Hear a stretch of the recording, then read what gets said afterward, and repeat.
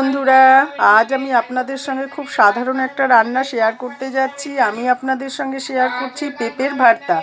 আর এই পেঁপের ভর্তাটা আমি কিভাবে করছি সেটা আপনাদের সঙ্গে আমি শেয়ার করব। আর পেঁপের ভর্তাটা যদি আপনাদের ভালো লেগে থাকে তাহলে কমেন্ট করে জানাবেন, শেয়ার করে দেবেন। আর আপনারা এভাবে কোনোদিন পেঁপের ভর্তা খেয়েছেন কিনা আমার জানা নেই, কিন্তু পেঁপের ভর্তাটা অসাধারণ লাগে খেতে। আপনারা একবার ট্রাই করে দেখবেন আপনাদের কেমন লাগে খেতে, কমেন্ট করে জানাবেন।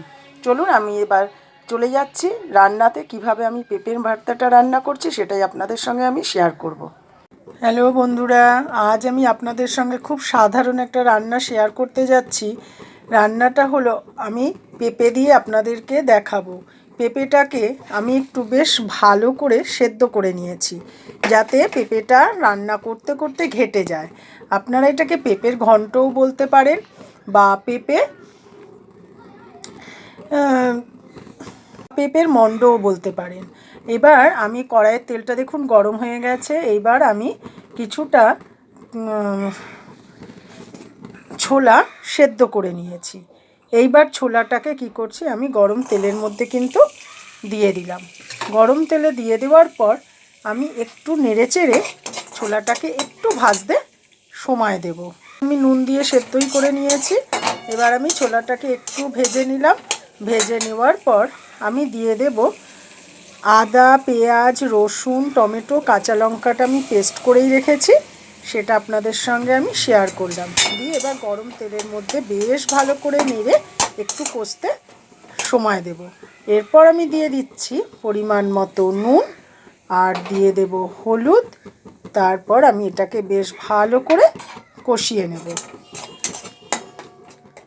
আমাদের কিন্তু পেঁপে খাওয়াটা কিন্তু খুবই উপকারী। আলু ছাড়াও যে কিভাবে পেঁপে খাওয়া যায় সেটাই আজ আমি আপনাদের সঙ্গে শেয়ার করতে যাচ্ছি।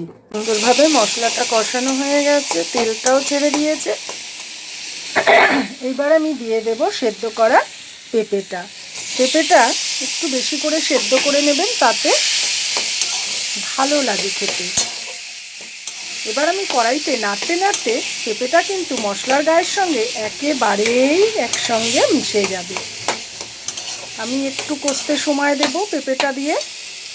দেখুন কত সুন্দরভাবে মশলাটার সঙ্গে পেঁপেটা একদম ঘেটে গেছে। এবার আমি দিয়ে দিচ্ছি সামান্য একটু মিষ্টি। আর এই পেঁপেটার মধ্যে আলু ব্যবহার করিনি এই কারণেই, আমাদের প্রত্যেকটা বাড়িতেই সুগার বলুন, প্রেশার বলুন, এই সমস্ত রুগী থেকেই থাকে। আর তাদের পক্ষে, সুগারের পক্ষে আলুটা একেবারেই দূরে রাখাটাই ভালো।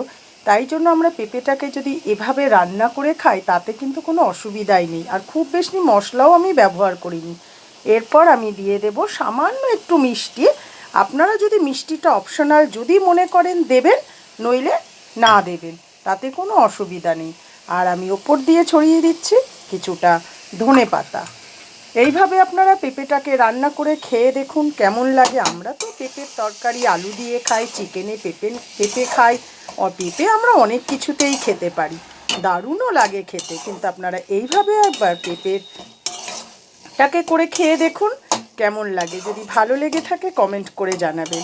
আপনারা এই পেঁপেটাকে, আমি যে আগে নামগুলো বললাম, আপনারা কি নাম বলবেন আমি জানি না, তবে আমার নাম হলো, পেঁপেটাকে আমি ঘমড়া ভর্তাই বলে থাকি। এটাকে পেঁপে ভর্তাই বলে। আপনারা কি নামে জানেন আমি জানি না, আর আপনারা কোনো দিন এভাবে খেয়েছেন কি না সেটাও আমি জানি না। যদি ভালো লেগে থাকে কমেন্ট করে জানাবেন। আপনারা সবসময় আমার পাশে থাকবেন, আমি আপনাদের সবসময় পাশে থাকব। এভাবেই আমরা এগিয়ে যাব।